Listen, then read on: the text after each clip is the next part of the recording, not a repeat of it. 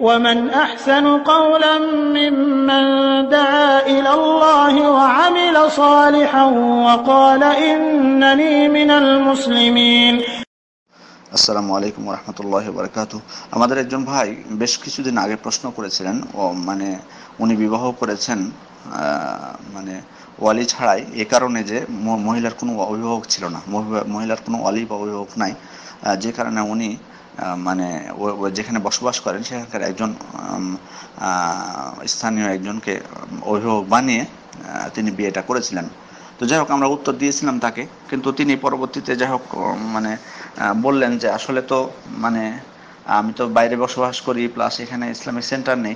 কারণ আমি তাকে বলেছিলাম যে দেখুন, কোনো মহিলার যখন ওয়ালি থাকবে না, তার অভিভাবক থাকবে না, তখন দেশের শাসক হবেন তার অভিভাবক, অথবা শাসকের স্থলাভিষিক্ত হবেন বিচারক, কাজী বিচারক, তারা হবেন শাসক স্থলাভিষিক্ত।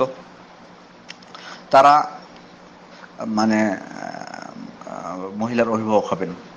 তো এক্ষেত্রে যেহেতু উনি বাইরে আছেন, বাইরের দেশে বসবাস করছেন অমুসলিম রাষ্ট্রে, সেখানে তো আর মানে কাজী বা বিচারক হতে পারবেন না আপনার তার অভিভাবক। সেক্ষেত্রে বিদ্যাঙ্গন যেটি বলেছেন যে ইসলামিক সেন্টার আছে যে দেশে, ইসলামিক সেন্টারকে আপনার তাদের সাথে যোগাযোগ করে তাদেরকে অভিভাবক বানিয়ে বিবাহ করতে হবে, তাদেরকে অভিভাবক বানিয়ে বিবাহ করতে হবে, এটি বিদ্যাঙ্গন বলেছেন।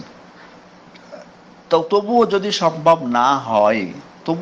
সম্ভব না হয় তাহলে মানে ওনারা বলেছেন যে তাহলে উনি যেখানে বসবাস করেন সেখানকার মসজিদের কোন ইমামকে অভিভাবক বানিয়েও বিয়ে করে নিতে পারেন, এটা বলেছেন তারা।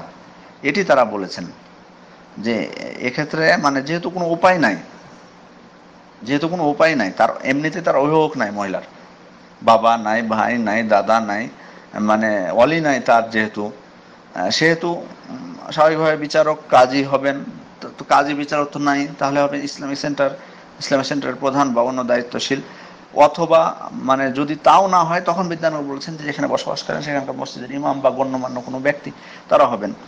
তো উনি যেটা আমাকে বলেছিলেন শেষে, যে উনি আসলে ওখানকার মসজিদের ইমাম, মানে যদি মানে এখানে তখনই আমার প্রশ্নটা জেগেছে যে ইসলামিক সেন্টারের সাথে যোগাযোগ সম্ভব না হয়, তাহলে উনি তো বিয়ে করেছেন একজন এলাকার একজনকে অভিভাবক বানিয়ে, তাহলে এক্ষেত্রে কি আবার নতুনভাবে ইমাম সাহেবকে দিয়েই করাতে হবে? এমন বিষয়টা আমার কাছে তখনই মানে সমস্যা, মানে এই জিনিসটা একটু হয়েছে।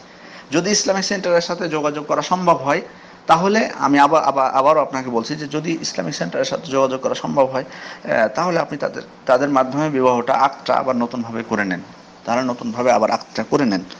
আর যদি সম্ভব না হয়, তাহলে মানে আমি আবার পুনরায় সেটাকে আক্ত করার মানে কোনো কারণ দেখতে পাচ্ছি না, যৌক্তিক কোনো কারণ খুঁজে পাচ্ছি না। কারণ আপনি যে একবার করেছেন, মানে যেহেতু বিদ্যানগর বলেছেন যে মানে ইসলামিক সেন্টার যোগাযোগ সম্ভব না হলে মানে আপনার সাধ্যমতো চেষ্টা করবেন, সম্ভব না হলে তারা বলেছেন যে স্থানীয় পর্যায়ে কোনো মসজিদের ইমাম বা গণ্যমান্য ব্যক্তি, সেহেতু আপনি তো এখানে তো আর নতুনভাবে আর এক গণ্যমান্য ব্যক্তি বা ইমামকে ধরার প্রয়োজন আছে বলে মনে হচ্ছে না, যদি যোগাযোগ করতে না পারেন তাহলে।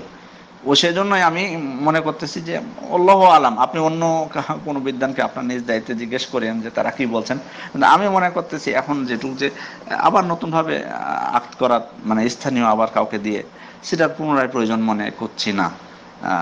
ইনশাআল্লাহ আপনার আগের আক্তি যথেষ্ট হবে বলে আমার যেটুকু মনে হচ্ছে, কিন্তু তারপরেও যদি আপনি আরও নিশ্চিত হতে চান, আপনি নিশ্চিত মানে হতে পারেন। তবে আমার যেটুকু মনে হচ্ছে যে আর প্রয়োজন নাই। তবে আপনি সাধ্যমতো চেষ্টা করবেন ইসলামিক সেন্টারের সাথে যোগাযোগ করার, আপনার সাধ্য অনুযায়ী। যদি না পারেন তাহলে আপনি এক্ষেত্রে ইনশাআল্লাহ আপনার কোনো সমস্যা হবে না। আসসালামু আলাইকুম ওয়া রাহমাতুল্লাহি ওয়া বারাকাতুহু।